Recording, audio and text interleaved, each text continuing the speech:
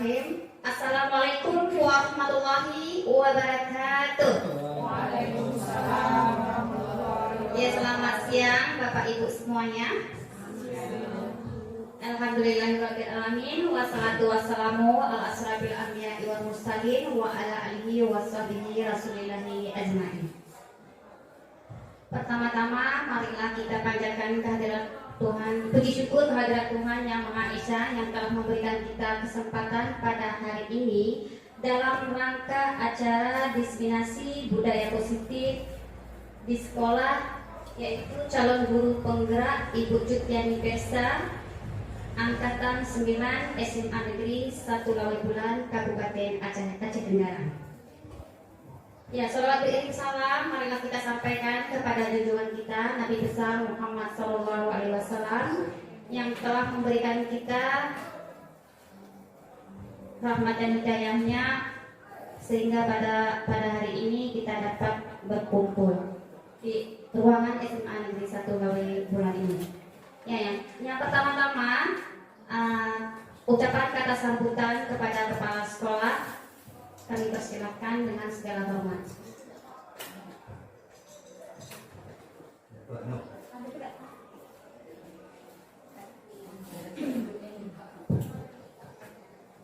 Bismillahirrahmanirrahim. Assalamualaikum warahmatullahi wabarakatuh. Alhamdulillah. Alhamdulillahirabbil alamin wa bihi nasta'in ala umuri dunya wassalatu wassalamu ala asyrofil anbiya'i wal mursalin wa ala alihi wa sahbihi rasulillahi ajma'in. Puji dan syukur senantiasa kita mengucapkan alhamdulillahirabbil alamin. Selawat dan salam itu dengan ucapan Allahumma shalli ala sayyidina Muhammad wa ala ali sayyidina Muhammad. Mudah-mudahan kita senantiasa istiqomah menjalankan sunnah-sunnahnya sehingga di akhir nanti kita akan mendapat syafaat dari Rasulullah SAW.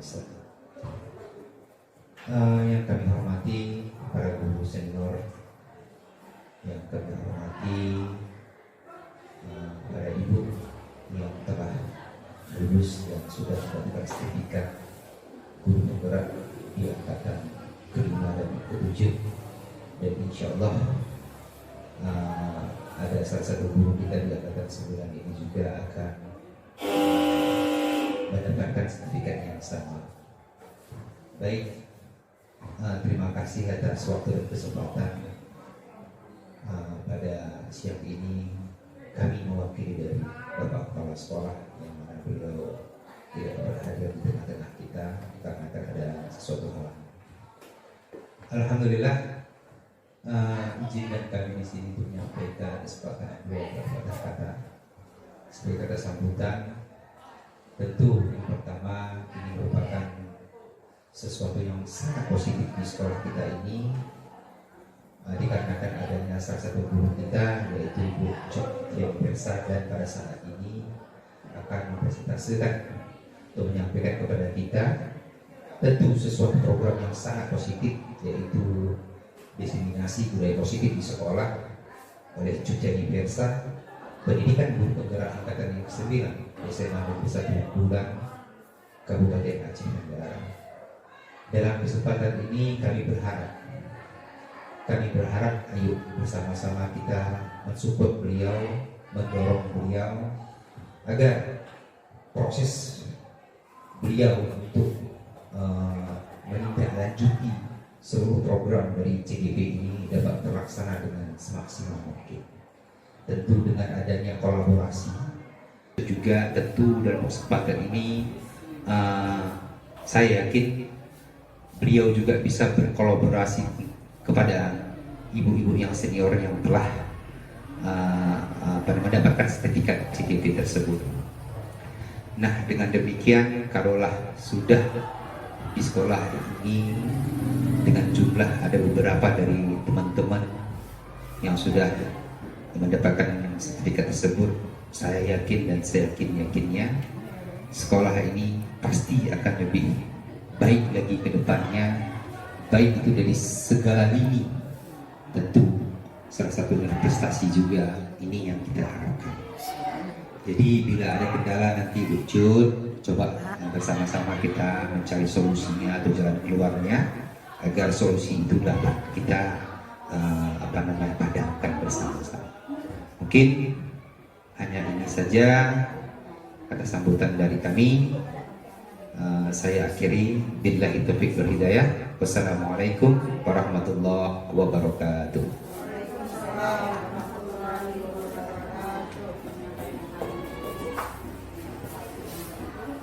Ya, terima kasih kepada Bapak Kepala Sekolah atas kata sambutannya. Ya, selanjutnya sesi untuk memaparkan materi diseminasi budaya positif di sekolah oleh Bu Cut Tiani Persa. Kami persilahkan dengan segala hormat, Bu.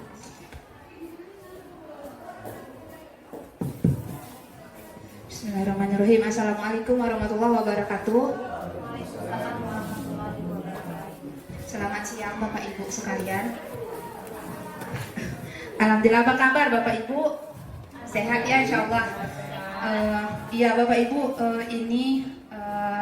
hari ini izinkan saya dengan tidak mengurangi rasa hormat kepada senior-senior dan adik-adik sekalian untuk menyampaikan beberapa hal yang nantinya semoga bermanfaat untuk kita, begitu ya. Baiklah Pak Ibu, alhamdulillah hari ini Allah Subhanahu wa taala sudah memberikan kita peluang dan kesehatan untuk datang ke sekolah hari ini, dan selawat serta salam kepada Rasulullah Muhammad SAW senantiasa kita curahkan kepada beliau dan sahabat serta keluarga. Yang terhormat Bapak Kepala Sekolah dan para wakil, yang terhormat Ibu Bapak Guru dan rekan-rekan guru sekalian. Saya Cutiani Persa, CGP Angkatan 9 dari SMA Negeri 1 Lebulan. Insya Allah hari ini akan menyampaikan diseminasi budaya positif di sekolah. Nah, baiklah Bapak Ibu, sebelum memulai saya mau kasih sesuatu kepada Bapak Ibu untuk mencairkan suasana. Bu SA jangan terlalu cemberut dong, saya jadi takut nih berdiri di sini. Bapak Ibu, hari ini semoga sehat. Kalau kita hari ini merasa tertekan, ayo lepaskan dengan menyebutkan A sampai 3 kali, kemudian O sampai 3 kali, dan tepuk tangan untuk kita semua. Begitu ya Bapak Ibu ya. Oke, Bapak Ibu, ayo kita sama-sama menyebutkan kata A. A. Kemudian huruf O, Bapak Ibu. O. Oke, baik Bapak Ibu, tepuk tangan untuk kita semua. Terima kasih Bapak Ibu. Baiklah, ini adalah yang akan saya sampaikan hari ini Bapak Ibu. Ini diri saya sendiri. Nah, Bapak Ibu, dalam budaya positif banyak sekali beberapa materi yang akan kita jumpai, dan juga pastinya di sini ada rekan-rekan guru kita udah lulus CGP angkatan Kakak Dini angkatan 5, Kak Judiani Hasibuan angkatan 7, dan insya Allah Bapak Ibu sekalian nantinya akan jadi angkatan 11 dan selanjutnya. Amin ya Allah. Nah, terima kasih untuk dukungannya Bapak Ibu. Di pertemuan kali ini saya akan menyampaikan budaya positif Bapak Ibu. Nah, di dalam budaya positif ada beberapa hal yang ada di sana. Yang pertama yang akan saya sampaikan adalah mengenai disiplin positif dan nilai kebajikan universal. Nah, sebelum itu Bapak Ibu, ketika kita mendengar kata disiplin, apa yang terbayang di benak kita Bapak Ibu? Atau apa yang terpikirkan oleh kita? Ada yang bisa mau jawab mengenai kata disiplin? Ada yang mau kasih partisipasi? Aturan. Iya benar, Bapak. Yang terpikir aturan begitu Bapak ya. Ada lagi Bapak Ibu? Nggak bisa terlambat Bu. Artinya masih di seputar aturan begitu Bapak Ibu ya. Yang lain? Belajar. Gimana Bu? Belajar. Ya, proses belajar. Nah, baiklah Bapak Ibu. Jadi mendengar kata positif, yang kita mengenal kata disiplin, kita pasti tadi ada aturan, kemudian nggak bisa datang terlambat gitu. Nah, masih di wawasan aturan. Tapi tadi ada guru kita yang menyebutkan disiplin itu berarti proses belajar. Nah Bapak Ibu, jadi saya simpulkan sepertinya disiplin positif ini memang, atau disiplin ini memang proses belajar begitu. Nah kita lihat apa dari isi kata disiplin. Dalam budaya kita Bapak Ibu, makna kata disiplin itu diartikan dengan suatu yang dilakukan seorang pada orang lain untuk mendapatkan kepatuhan. Artinya masih dalam aturan tadi ya Bapak ya. Nah kemudian kita cenderung menghubungkan kata disiplin dengan ketidaknyamanan. Ya tadi ya Bu, datang terlambat gitu. Nah, di mana ada kemerdekaan, kata Ki Hajar Dewantara di kutipan ini, di mana ada kemerdekaan, disitulah harus ada disiplin yang kuat. Sungguh pun disiplin itu bersifat self-discipline. Benar nggak tuh Bu Juli bacaannya? Nah, yaitu kita sendiri yang mewajibkan diri kita dengan sekeras-kerasnya. Tetapi itu sama saja, sebab jikalau kita tidak cakap melakukan self-discipline, wajiblah disiplin. Oh iya benar. Self-disiplin, wajiblah penguasaan lain mendisiplinkan kita. Dan peraturan demikian itulah harus ada di dalam suasana yang merdeka. Itu kata Ki Hajar Dewantara dalam bukunya Persepsi Keteladanan Sikap Merdeka, cetakan kelima 2013, halaman 470 Bapak Ibu. Nah, jadi dari kata Ki Hajar Dewantara ini gitu ya Bapak Ibu, ketika seseorang disebut merdeka kalau dia sudah memiliki disiplin dalam dirinya. Nah, tadi di awal pertanyaannya, disiplin itu apa? Peraturan gitu ya. Nah, jadi kalau masih ada peraturan berarti kita belum merdeka Bapak Ibu. Atau Bu SA bilang tadi, saya harus datang terlambat. Oh itu paksaan atau mau diri sendiri itu? Nggak boleh Datang terlambat. ya harus terpaksa. Ya, nah inilah Bapak Ibu, artinya kita masih belum merdeka, begitu ya. Nah, dengan kata lain, seseorang yang memiliki disiplin diri berarti mereka bisa bertanggung jawab terhadap apa yang dilakukannya. Sebagai pendidik kita Bapak Ibu, tujuan kita adalah menciptakan anak-anak yang memiliki disiplin diri, sehingga mereka bisa berperilaku yang mengacu pada nilai-nilai kebajikan universal dan memiliki motivasi intrinsik, bukan ekstrinsik. Gitu ya Bapak Ibu. Apa arti dari apa makna dari ucapan ini gitu? Nah, kalau selama ini kita menyebutkan disiplin itu sebagai satu keharusan yang membuat kita menjadi terpaksa, maka mulai dari sekarang Bapak Ibu kita harus memerdekakan diri kita. Kita harus menumbuhkan sikap untuk lepas dari paksaan, lepas dari aturan-aturan yang ada yang mewajibkan kita melakukan itu. Tapi ayo kita lahirkan motivasi intrinsik, motivasi dari dalam diri kita, gitu ya Bapak Ibu ya. Terus tadi ada istilah kebajikan universal. Apa itu kebajikan universal? Yaitu nilai-nilai kebajikan yang disepakati bersama lepas dari suku, bangsa, agama, bahasa, dan latar belakang. Nah, nilai-nilai ini merupakan payung besar, Bapak Ibu. Artinya tempat berteduh kita, tempat kita bernaung dari sikap dan perilaku kita, atau nilai ini fondasi untuk kita sendiri berperilaku. Begitu. Nilai kebajikan yaitu sifat positif manusia yang merupakan tujuan mulianya ingin mencapai setiap individu untuk menjadi lebih bertanggung jawab atas apa yang dia lakukan. Gitu. Nah, motivasi intrinsik yang tadi disebutkan tadi gitu, itu dialaskan tidak berdasarkan kepada aturan, paksaan. Pak Ridho ini udah di gerbang, nanti saya takut jadi terlambat. Ada guru-guru lain nanti gimana ya, saya sering ditegur gitu. Nah itu faktor atau motivasi ekstrinsik dari luar gitu Bapak Ibu. Nah tapi sekarang kita harus menumbuhkan dari dalam diri kita sikap penyadaran bahwasanya motivasi intrinsik dari dalam diri kita harus kita munculkan supaya dapat menjadi sebuah disiplin yang baik dari kita untuk dilanjutkan dalam kehidupan sehari-hari maupun di sekolah. Gitu ya Bapak Ibu. Itu kata William Glasser gitu dalam teori kontrol disebutkan bahwasanya setiap perbuatan memiliki satu tujuan katanya gitu.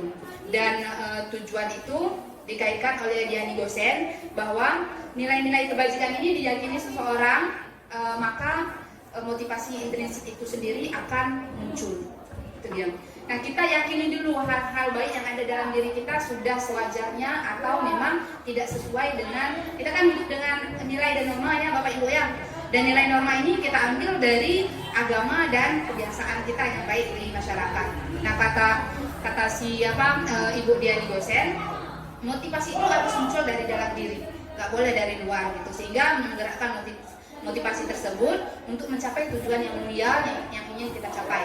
Ya, apa tujuan mulia kita saat ini Bapak Ibu? Itu mengajar gitu ya, mencerdaskan anak bangsa supaya membawa mereka kepada kebahagiaan yang setinggi-tingginya, kata Dewantara. Nah, terus Bapak Ibu, selanjutnya selain disiplin positif dan kebajikan universal, nah ada juga teori motivasi, hukuman dan penghargaan. Tapi sebelum ke sana Bapak Ibu, di dalam disiplin positif tadi, guru disuruh untuk membiasakan dulu dirinya, sehingga nanti kalau kita sudah terbiasa untuk penyampaian disiplin positif, kita bisa dengan mudah menyalurkannya kepada anak-anak. Nah, dari mana kita dapat itu? Dari nilai dan norma yang ada di dalam kehidupan sehari-hari. Begitu ya Bapak Ibu. Oke.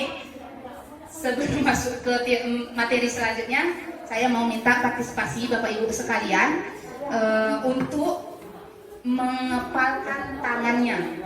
Nah, di dalam kepalan tangan Bapak Ibu ada sesuatu hal yang sangat berharga yang tidak boleh diambil oleh orang lain.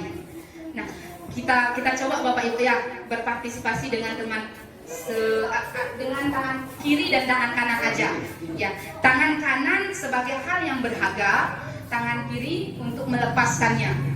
Gitu. Nah, di tangan kiri kita ini Bapak Ibu ada sesuatu hal yang sangat berharga yang tidak mau kita lepaskan. Jadi, bagaimana cara kita untuk melindungi hal yang berharga ini? Gitu Bapak Ibu. Bisa ya? Nah, jadi nanti di ujungnya apakah kita melepaskan atau tidak? Gitu. Jadi yang berharga inilah yang kita sebut sebagai hal yang penting, kebaikan, nilai-nilai yang penting di dalam situ yang harus kita pertahankan. Gitu ya Bapak Ibu. Oke, sekarang kita kepalkan tangan kita sekencang-kencangnya. Yang kita anggap seolah-olah itu adalah hal yang paling berharga dalam kepalan kita tersebut. Kemudian kita bantu untuk dari tangan kanan untuk membukanya. Tangan kanan kita untuk membuka Bapak Ibu. Iya, coba dibuka gitu. Yang seolah-olah ini tuh di tangan kiri, iya. Mempertahankan. Iya, mempertahankan hal itu gitu. Berusaha. Iya, berusaha. Bisa nggak dibuka Bapak Ibu? Nggak bisa dibuka ya. Pak Dido bisa dibuka Pak? Bisa kalau dilepaskan. Iya, terima kasih Bapak Ibu. Nah, jadi kesimpulannya adalah, ya terima kasih. Jadi ini hal yang kita kepalkan tadi itu sebagai sesuatu yang berharga di diri kita gitu. Nah, jadi kalau kita lepaskan artinya itu nggak jadi berharga gitu ya Bapak Ibu. Tapi kalau kita tidak membukanya, berarti dalam kepalan ini tadi sesuatu yang sangat penting untuk kita. Nah, yang sesuatu yang penting inilah disebut sebagai nilai kebajikan yang ada dalam diri kita untuk kita tularkan kepada orang lain. Begitu ya Bapak Ibu. Oke, terus materi selanjutnya adalah teori motivasi, hukuman dan penghargaan serta restitusi. Kita bahas satu-satu Bapak Ibu ya. Satu, ada tiga motivasi perilaku manusia. Nah, teori motivasi ini dikembangkan oleh William Glasser. Ada teori kontrol. Nah, ada tiga teori motivasi manusia Bapak Ibu. Ya, silahkan dinikmati Bapak Ibu. Nah, yang pertama itu satu, untuk menghindari ketidaknyamanan atau hukuman. Gitu. Perilaku yang kita lakukan itu untuk menghindari ketidaknyamanan. Artinya, tadi kalau kita datang terlambat, ya takut dihukum, atau nanti ada kepsek di situ, ditegur sama kepsek gitu, atau dihadang sama guru, nggak boleh baris ke lapangan kalau anak-anak kita gitu ya Bapak Ibu. Nah, ini disebut sebagai perilaku menghindari ketidaknyamanan atau hukuman. Terus yang kedua, untuk mendapatkan imbalan atau penghargaan dari orang lain. Nah, ini biasanya kalau kita melakukan sesuatu, kita mengharapkan hadiah. kalau guru disiplin nanti jadi ada penghargaan dari kepala sekolah. Iya, paling tidak pujian gitu Bapak Ibu ya. Atau kalau sama anak-anak kita, ih anakku kamu baik sekali, ini hadiah sama kamu kan kamu sudah menjawab 10 soal benar, misalnya seperti itu. Nah ini Bapak Ibu disebut sebagai perilaku yang dilakukan oleh seseorang atau siswa atau murid untuk mendapatkan imbalan atau penghargaan. Kemudian yang ketiga adalah untuk menjadi orang yang mereka inginkan dan menghargai diri sendiri dengan nilai-nilai yang mereka percaya. Ini adalah motivasi perilaku manusia yang terakhir. Kira-kira Bapak Ibu dari ketiga motivasi ini tiga motivasi perilaku manusia ini yang mana di antaranya kita Bapak Ibu? Nomor 3. Ayo Bapak Ibu, di antaranya yang mananya kita ini? Tapi saya masih di nomor 2 Bapak Ibu. Semakin banyaknya ribut saya semakin semangat. Bapak Ibu, yang mananya? Bu Mirabella, di antara ketiga itu perilaku yang kita lakukan tuh masih di mana itu, Bu Depa? Nomor 2 tadi bisa diulang, Bu. Ya, nomor 2 ini kita melakukan sesuatu karena ingin mendapatkan imbalan, hadiah. Datang ke sekolah nanti kalau rajin, biar nanti dipuji. Kemudian karena Ibu Mirabella selalu datang tepat waktu, maka kepala sekolah memberikan sebuah motor Honda Vario. Iya, misalnya seperti itu. Nah gitu. Maksudnya Bu, pertanyaannya per individu atau memang kelompok? Tidak Bu, ini per individu saja. Pribadi kita. Iya. Kalau saya sih Bu, ya yang nomor 3 menurut saya ini, karena saya itu sadar itu tanggung jawab saya. Nah gitu. Cuma nggak tahu juga. Kalau nomor 2 juga ada sih, ada kadang-kadang. Ya, itu aja. Iya, terima kasih Bu Esa. Kayaknya sesi pertanyaan aja, tapi nggak apa-apa Bu Mira, boleh bertanya. Iya silakan. Nanti aja ya. Oke, kalau tadi beberapa saja, sekarang saya tanya aja Bapak Ibu. Hari ini kan sedang diadakan diseminasi budaya positif di sini oleh saya. Bapak Ibu untuk datang kemarin tadi secara paksa atau karena ada makanan, maaf ya Bapak Ibu ya, atau memang karena mau diri sendiri untuk apa sih yang mau disampaikan Bu Bersa itu gitu Bapak Ibu? Diri sendiri. Ya. Diri sendiri Bu Bersa. Ya. Bisa Iya. mendapatkan dari Bu Bersa. Iya benar Bu Depa. Bu Mira apa bukan karena makanan? Kalau menghargai berarti sesuatu menghindari ketidaknyamanan. Ya, menghargai. Ya, Bu, ya benar Bu Mira. Terima kasih Bapak Ibu untuk jawabannya. Nah, jadi apapun tujuan kita untuk datang kemari tadi untuk menghadiri diseminasi ini, saya rasa itu adalah alasan yang valid untuk kita Bapak Ibu, dan saya ucapkan terima kasih sudah hadir hari ini untuk membersamai saya. Nah, tadi Bu Depa jawab karena ingin mendapatkan ilmu. Saya rasa itu di antara yang ketiga ya Bu Depa ya. Terus ada Bu Dini karena apa namanya tadi Bu? Ya nomor 3 gitu, karena ingin menghargai diri sendiri dan nilai-nilai saya percayai gitu dengan datang kemari, berarti saya dapat ilmu misalnya seperti itu. Terus ada ya merefresh otak gitu, atau sekedar kasih iklan kepada diri kita karena sudah ngajar pernah di kelas untuk datang kemari gitu. Oke Bapak Ibu, nah alasan-alasan ini itulah motivasi kita untuk berperilaku begitu. Nah yang paling efektif untuk diterapkan yaitu yang nomor 3 Bapak Ibu begitu. Walaupun saya sendiri masih di antara batas yang kedua. Saya senang ketika saya melakukan sesuatu diberikan wah gitu sesuatu yang terima kasih sudah, nah, walaupun cuma sekedar ucapan terima kasih dan tolong gitu Bapak Ibu. Nah yang pertama pasti ini juga sering saya lakukan begitu Bapak Ibu untuk menghindari ketidaknyamanan gitu. Nah tapi pun begitu kita diharapkan untuk dapat menerapkan motivasi atau perilaku motivasi yang ketiga itu ya Bapak Ibu. Terus ada hukuman, penghargaan dan restitusi. Nah Bapak Ibu di sini sudah ada beberapa pengertian mengenai hukuman, penghargaan dan restitusi. Saya rasa Bapak Ibu pasti sudah mengerti akan hal itu. Nah secara keseluruhan hukuman ini adalah cara mengarahkan sebuah tingkah laku agar sesuai dengan tingkah laku yang berlaku secara umum. Nah dalam hal ini hukuman diberikan ketika sebuah tingkah laku yang tidak diharapkan ditampilkan oleh orang yang bersangkutan, atau orang yang bersangkutan tidak memberikan respon atau tidak menampilkan sebuah tingkah laku yang diharapkan, maka diberikan hukuman.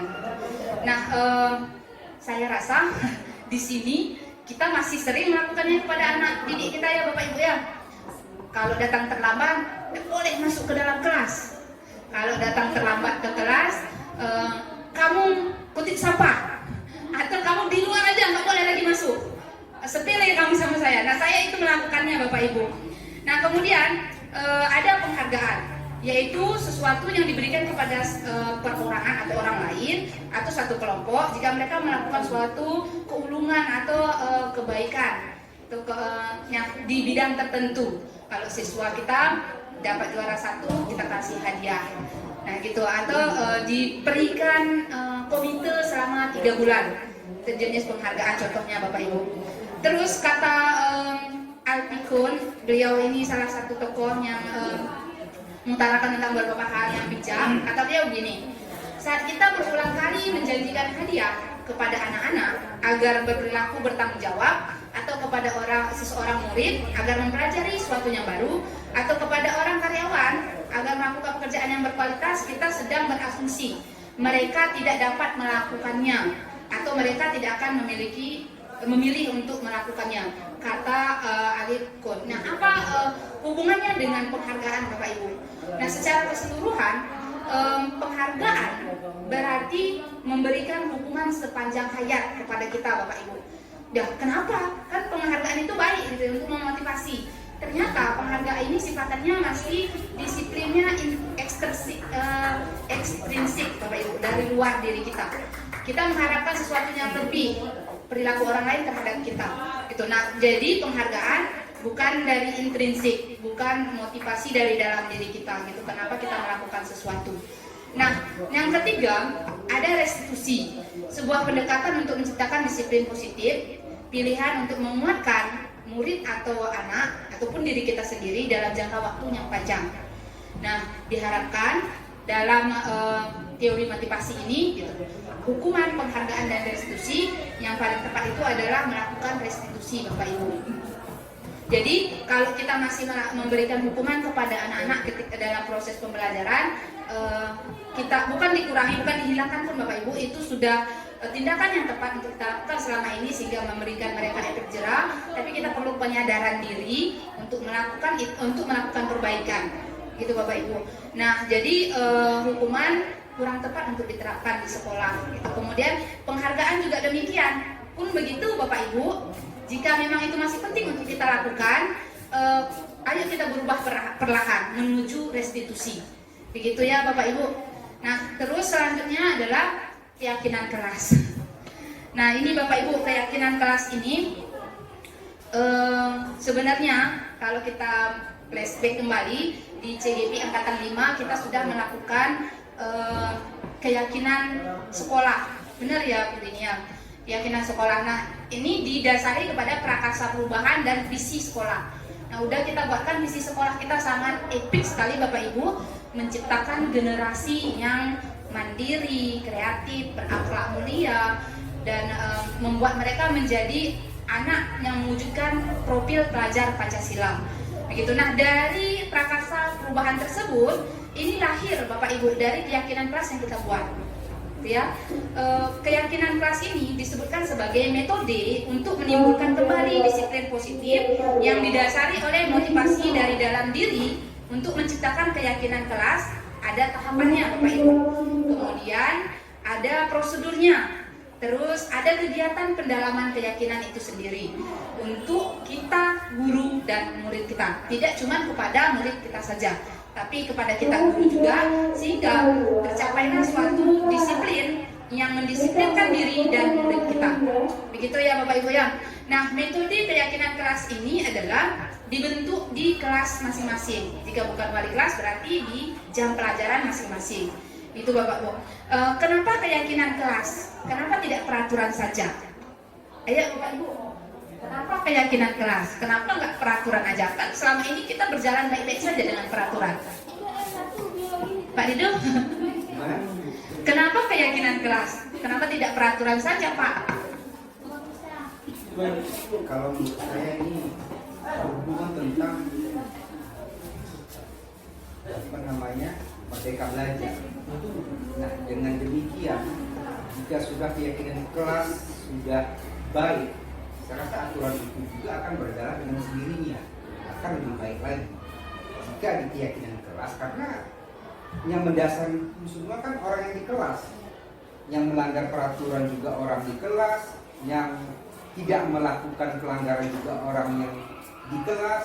Nah, kalau menurut pemahaman saya, kalau keyakinan kelas sudah tercipta, maka aturan itu sudah tidak ada lagi. Kenapa? Karena nggak ada lagi melanggar aturan. Ini di pandangan saya. Terima kasih Pak Ridho. Wah, bagus sekali. Kasih aplaus dong Bapak Ibu. Ya, terima kasih Bapak Ibu. Nah, saya setuju dengan opsi Pak Ridho. Nah, artinya Bapak Ibu, keyakinan kelas ini gitu, kita buat memang untuk menyadarkan diri kita dan siswa murid kita untuk menerapkan disiplin positif dalam diri mereka dari nilai-nilai kebajikan yang ada di sekolah ataupun di rumah.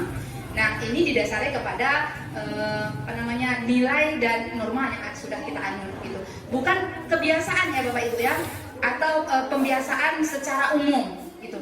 Karena kebiasaan pada umumnya yang kita terapkan sering sekali yang benar disalahkan, tapi yang salah tambah disalahkan lagi. Gitu kalau kebiasaan secara umum gitu. Tapi kalau kita dasarkan kepada nilai dan norma atau disiplin positif yang sudah kita bahas di awal tadi, dan nilai-nilai kebajikan yang ada di sekolah maupun di lingkungan kita, maka hal itu akan mewujudkan diri kita untuk menciptakan keyakinan kelas. Nah, keyakinan kelas ini sendiri, Bapak Ibu, dibuatkan supaya gitu ya, anak-anak kita terlepas dari rasa hukuman dan penghargaan di depan tadi. Gitu. Nah, kita di sini di keyakinan kelas ini dapat diharapkan untuk membuatkan sesuatu hal yang menjadikan dirinya yang datang melakukan sesuatu hal, motivasi intrinsiknya yang kita munculkan. Nah, di dalam membuat keyakinan kelas, Bapak Ibu, di sini ada beberapa hal. Nanti bisa saya bagikan di grup sekolah ya video materinya gitu. Nah, untuk kita pelajari sama-sama, jangan cuma hanya saya saja, supaya bisa kita terapkan menjadi sebuah disiplin positif di sekolah kita, begitu Bapak Ibu ya. Untuk menerapkan sebuah keyakinan kelas, kita butuh ini Bapak Ibu, kegiatan-kegiatan yang akan kita lakukan di kelas gitu. Ada tampak seperti, kemudian tidak tampak seperti. Nah, di kemarin, ini pengalaman saya sendiri saja Bapak Ibu. Kemarin sudah saya lakukan keyakinan kelas di kelas 3 IPS 2, dan mungkin beberapa dari kita udah pernah melihat contoh yang dilakukan oleh guru kita CGP Angkatan 5 dan Angkatan 7. Nah, dalam membuat keyakinan kelas, kita perlu sesuatu membuat tahapan dulu, menciptakan keyakinan dulu. Sebenarnya apa sih yang kita butuhkan? Gitu. Di balik kebutuhan kita sudah sesuai belum dengan disiplin positif dan nilai-nilai kebajikan yang kita yakini, gitu ya. Terus kita buat program. Apa itu programnya? Untuk membuatkan itu kita perlu persetujuan antara warga kelas dan guru, gitu. Atau kita sendiri pendidik, gitu Bapak. Kemudian prosedur itu dilakukan secara berkesinambungan dan menjadi sebuah nilai-nilai kebajikan yang akan dibiasakan menjadi sebuah budaya positif di sekolah. Itu ya Bapak Ibu. Nah, nanti contohnya boleh saya bagikan di dalam forum. Nah, kemudian ada kebutuhan dasar manusia Bapak Ibu dan dunia berkualitas. Di sini kita perlu ketahui Bapak Ibu, kebutuhan dasar manusia. Itu Bapak Ibu ya. Kebutuhan apa sih kebutuhan dasar manusia? Nah, seperti yang Bapak Ibu lihat, kebutuhan dasar manusia itu ada 5. Yang pertama, bertahan hidup. Kemudian yang kedua, kasih sayang dan rasa diterima. Yang ketiga, penguasaan. Yang keempat, kesenangan. Dan yang kelima, kebebasan. Nah, dari setiap kebutuhan dasar ini Bapak Ibu, jika tidak terpenuhi, maka kita akan mencari cara untuk bagaimana bisa terpenuhi. Contohnya seperti anak-anak kita ya Bapak Ibu ya, caper. Nah, caper ini mereka kasih sayangnya nggak terpenuhi di rumah. Nah, tugas kita di sekolah ini untuk memenuhkannya. Nah, ada kata bijak yang saya ambil dari Ibu Dini Mareta, katanya begini, jika anak-anak kita tangki cintanya tidak penuh di rumah, maka tugas kita untuk memenuhkannya di sekolah dengan bagaimanapun caranya sesuai dengan nilai-nilai kebajikan dan disiplin positif yang sudah kita yakini. Begitu. Nah, terus ada anak-anak kita ini senang sekali mengganggu teman-teman. Nah, ini berarti nilai kebebasan atau penguasaan di dirinya nggak terpenuhi, gitu Bapak Ibu. Kalau dia ingin mengatur-ngatur temannya, itu nilai penguasaannya yang tidak penuh. Nah, jadi bagaimana memenuhkannya? Kita buat dia jadi ketua kelompok misalnya. Kemudian ada kebebasan, anak-anak kita sering jalan-jalan di kelas, main-main. Nah, ini bagaimana cara memenuhkannya? Ya, kita beri dia ruang untuk mengeksplorasi dirinya. Kalau di pelajaran sosiologi bisa kita suruh dia tengok-tengok kelas lain sebagai tugas interaksi sosial misalnya, gitu ya. Terus ada kesenangan, ada anak-anak kita yang senang ngoceh aja terus di kelas, gitu ya. Nah, ini bagaimana kita memenuhkannya, gitu ya. Kita penuhkan dengan buat dia membaca keras untuk teman-temannya, atau buat dia suruh dia menyanyi sebelum jam pelajaran misalnya, gitu. Nah, itulah Bapak Ibu. Kemudian bertahan hidup ini ya seperti makan, minum, sandang, pangan lah Bapak Ibu. Nah, terus ada dunia berkualitas. Apa itu dunia berkualitas? Yaitu dunia berkualitas kita, tempat khusus dalam pikiran kita sendiri. Nah, tempat untuk menyimpan gambaran representasi dari semua yang kita inginkan. Bisa berisi diri sendiri atau apa-apa saja yang terbaik dalam hidup kita yang membuat kita merasa bahagia, kemudian terpenuhi kebutuhan dasar kita tadi, yang kelima tadi, gitu Bapak Ibu. Nah, kata William Glasser menyebutkan semacam dunia berkualitas ini semacam album foto kayak gitu, yang isinya tidak akan terlalu banyak, tapi hanya akan terdiri dari beberapa hal saja yang sangat signifikan, yang benar-benar terbaik dalam hidup kita dan membuat hidup kita menjadi lebih bermakna. Kebutuhan dasar kita menjadi terpenuhi dan itu bersifat umum atau universal. Sedangkan kebutuhan dunia berkualitas ini lebih kepada sifatnya unik Bapak Ibu, kita yang inginkan, itu bukan untuk orang lain. Gitu ya Bapak Ibu. Nah, yang terakhir yaitu 5 posisi kontrol kita sebagai guru. Nah, Bapak Ibu, di antara kelima ini yang mananya kita Bapak Ibu, di antara yang kelima posisi kontrol guru? Yang kelima, boleh Pak, mantap sekali sudah di posisi manajer.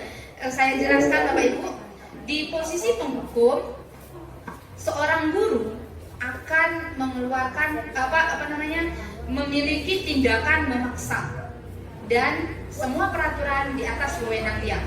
Itu dia penghukum. Kemudian kalau anak-anak tidak mengerjakan tugas, ya dihukum gitu. Nah, kemudian ada membuat rasa bersalah. Kalau anak-anak kita membuat kesalahan, kita buat dia jadi sedih, jadi kamu nggak kasihan sama ibu, kok kamu tega sih buat seperti itu. Nah, ini pembuat rasa bersalah Bapak Ibu. Kemudian yang ketiga, sebagai teman gitu. Nah, sebagai teman ini kita posisikan diri kita sama dengan dia. Artinya kita maklum bagaimana perasaannya gitu. Ini saya lihat beberapa adik-adik PPL ada memposisikan diri sebagai teman. Tapi tidak apa-apa Bapak Ibu, saya juga masih di posisi itu saat ini, gitu ya. Saya memposisikan diri saya sebelum bahkan mungkin masih sampai saat ini juga gitu.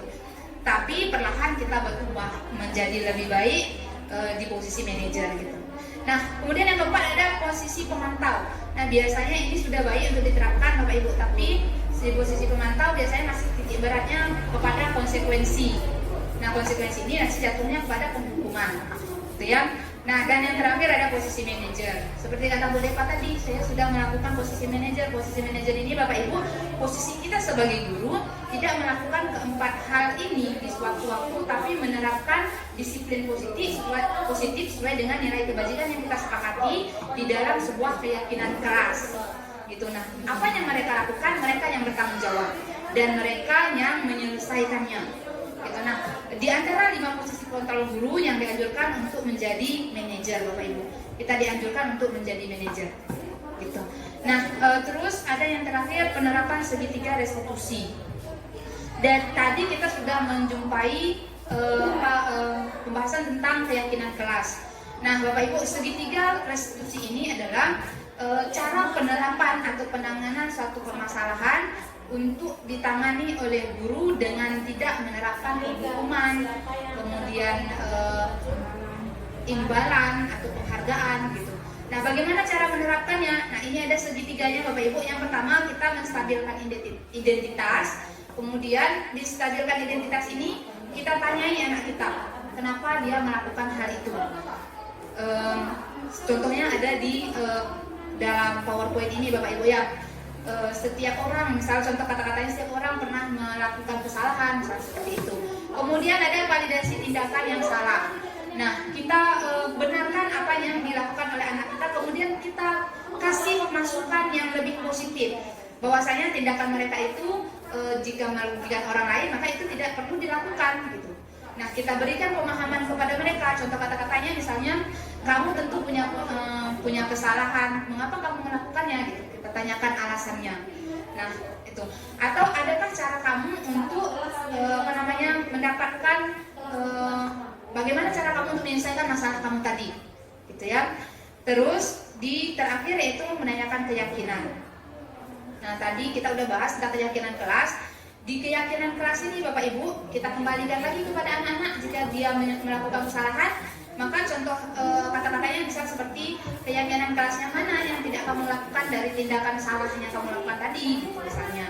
Nah, inilah penerapan segitiga restitusi dalam kelas ataupun di sekolah kita, Bapak Ibu. Nah, saya sudah melakukan ini dan memang belum nampak hasilnya, tapi jika diterapkan secara berkelanjutan, tidak hanya saya saja, tapi untuk kita semua Bapak Ibu. Gitu. Memang terkadang ini sulit kalau proses Bapak Ibu, tapi kalau kita lakukan secara konsisten dan sepakat, maka hal baik atau kebiasaan budaya positif akan tercipta di SMA Negeri 1 Laibulan ini. Terus yang terakhir sudah habis Bapak Ibu.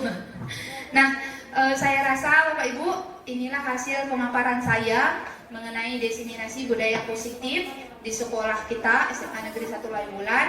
Saya harap ini tidak hanya berjenis konsepsi, tapi ayo kita lakukan prakteknya sama-sama, yang diawali dari diri kita sendiri dulu.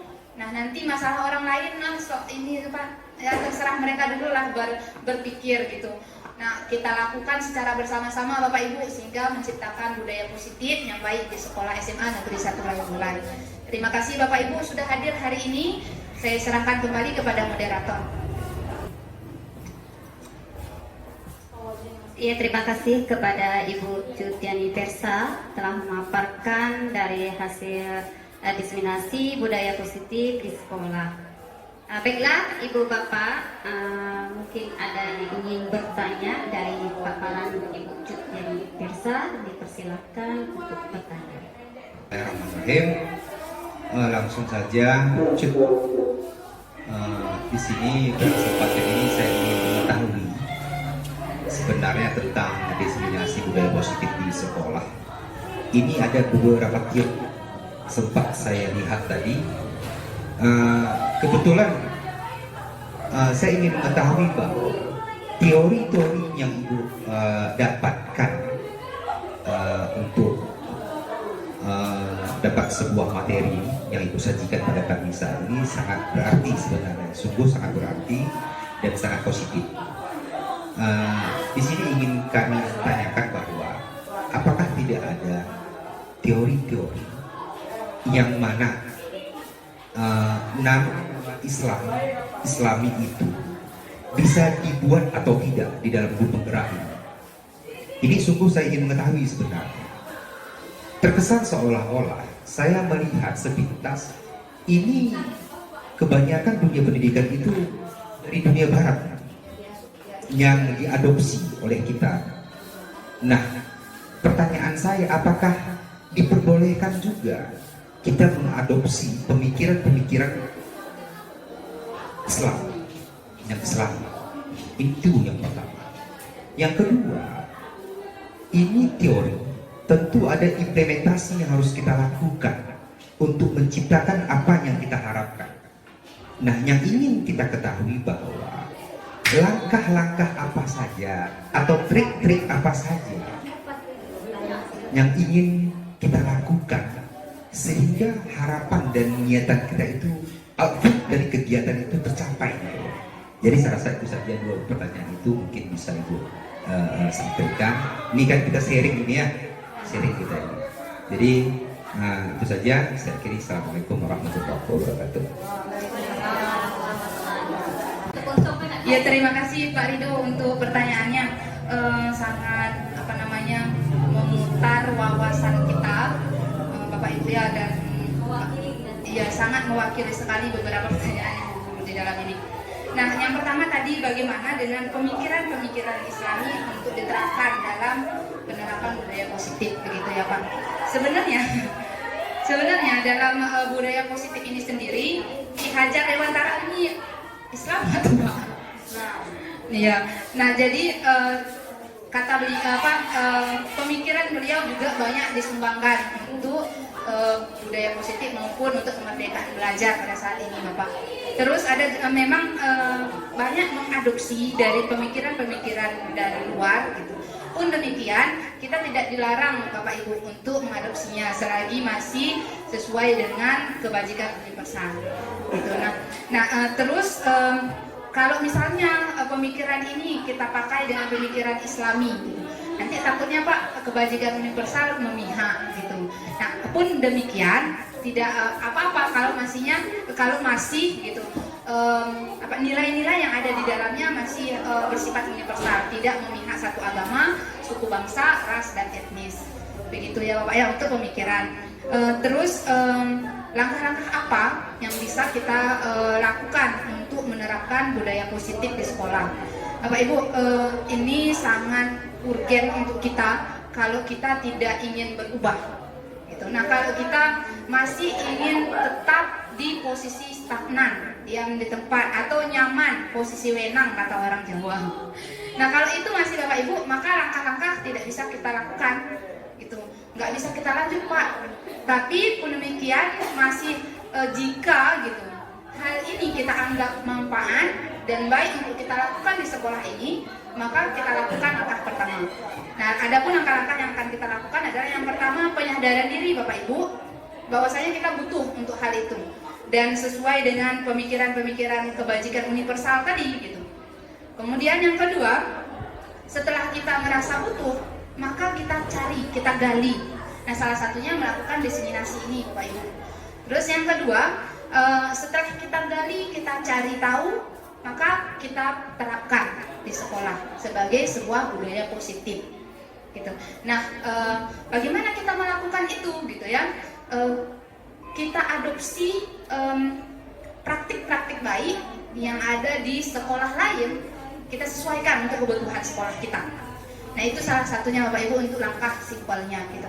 Atau jika memang kita ingin konkret, maka kita perlu penyamaan persepsi gitu. Nah, penyamaan persepsi kita lakukan untuk supaya gitu anak didik ini tidak cuman taat di saya atau taat di Pak Rido saja, tapi taat kepada dirinya sendiri untuk menerapkan hal-hal baik itu sendiri menjadi budaya positif. Menurut saya begitu saja Pak. Nah, kemudian yang terakhir Bapak, yang terakhir adalah tidak lupanya ada kolaborasi antar kita guru Bapak Ibu gitu.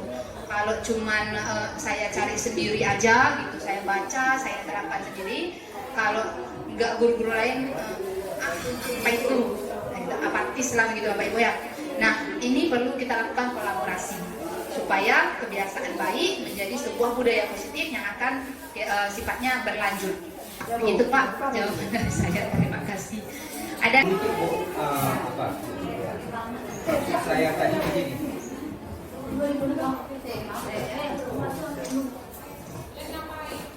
Nggak apa-apa kan ya, waktu kita di sini kan sharing ya. Maksud tujuan saya bertanya tadi bukan terus mengesampingkan teori-teori para ilmuwan yang mungkin dari budaya barat, tidak sama sekali. Nah, saya ingin bertanya tadi bahwa kenapa kita ambil juga atau enggak kita adopsi juga pemikiran-pemikiran Islam yang mana yang tidak bertentangan dengan ras dan suku dan apalah itu. Tapi itu kan sesuatu positif juga, bisa kita adopsi. Ini kan teori sifatnya. Implementasinya kan kita juga di lapangan, kan begitu. Ini yang pertama. Tidak mengesampingkan dan tidak juga saya utamakan pemikiran Islam, tidak. Nah, jadi saya ingin tahu apakah di CGP ini diperbolehkan tidak seperti itu. Itu sebenarnya. Nah, mengenai trik dan teknik, saya sependapat dengan apa yang aku sampaikan. Tentu adanya kolaborasi. Apa ini kolaborasi? Kebersamaan kan? Kalau kita sudah istiqomah bersama-sama, kalau nggak boleh merokok di ruangan tersebut, harus istiqomah untuk itu. Itu loh. Artinya apa? Kalau itu sudah kita tunjukkan kepada anak, keistiqomahan kita tadi, contoh masa merokok, silakan Anda merokok, tapi di ruangan. Yang pertama. Yang kedua, kita istiqomah tepat jam 7:30 wajib hadir, kita istiqomah maunya. Artinya apa? Supaya anak juga, dulu juga kan seperti ini. Contoh, di upacara kan. Jangankan guru, pembina yang sudah ada aturan regulasi yang sudah kita sepakati pun malah ini tidak terlaksana. Kan ini kan kembali lagi kepada kita. Bagaimana mungkin kita dapat mendisiplinkan anak itu sementara diri kita juga belum disiplin. Inilah PR kita bersama-sama agar keistiqomahan kita bersama-sama ini dapat kita benahi bersama-sama. Insya Allah kalau sudah itu terjadi, kita lakukan, kita laksanakan, pasti ada output yang lebih baik lagi untuk kita lakukan. Saya rasa itu saja, Bu. Terima kasih. Ya, terima kasih kami ucapkan kepada Ibu Cutiani Persa yang telah menyempatkan dirinya untuk memaparkan diseminasi budaya positif kepada Ibu Bapak Guru SMA Negeri 1 Lawe Bulan. Semoga ilmu yang dipaparkan tadi dapat bermanfaat untuk kita semua. Kami akhiri. Assalamualaikum warahmatullahi wabarakatuh.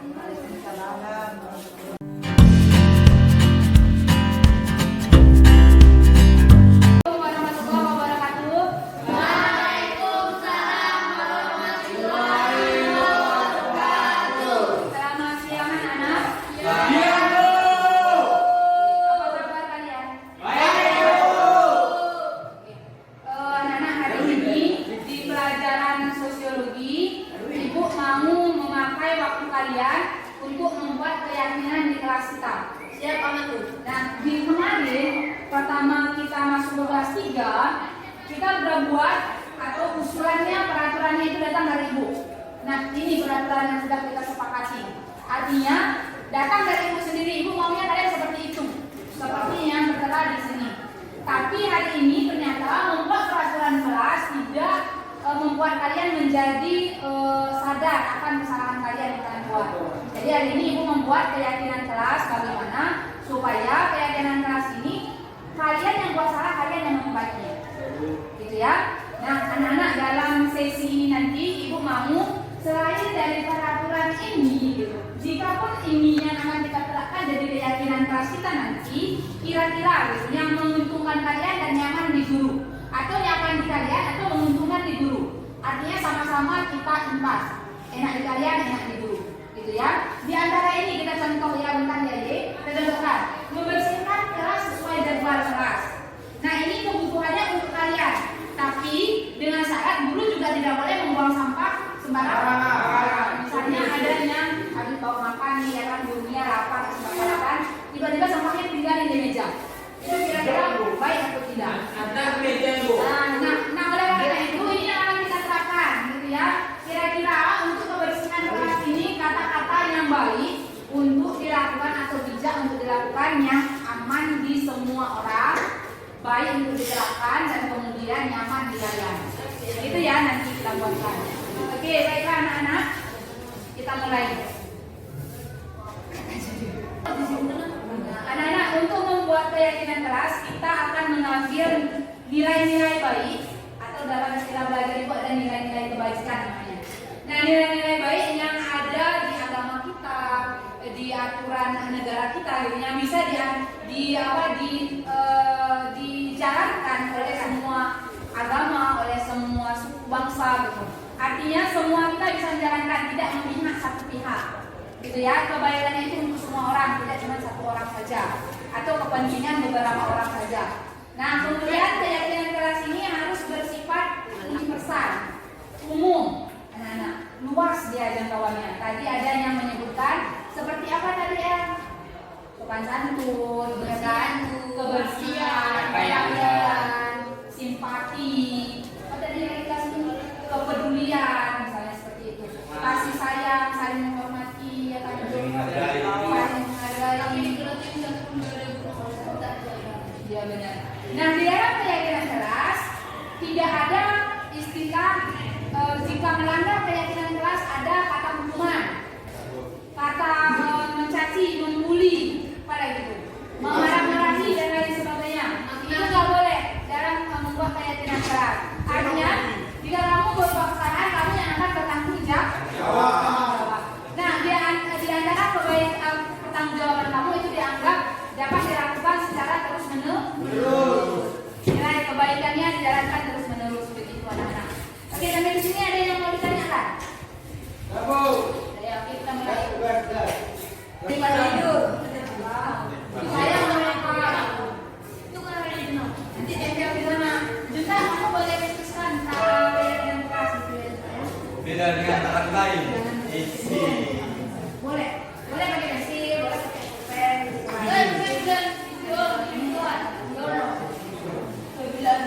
Dinamakan plus kan? Enggak, keyakinan kelas. Kamu maunya kelas kita mau jadi apa? Keren. Jadi semangat. Oi, kenapa tuh? Mak, ini pribadi kan bukan maunya jadi diri sendiri. Mungkin kita enggak.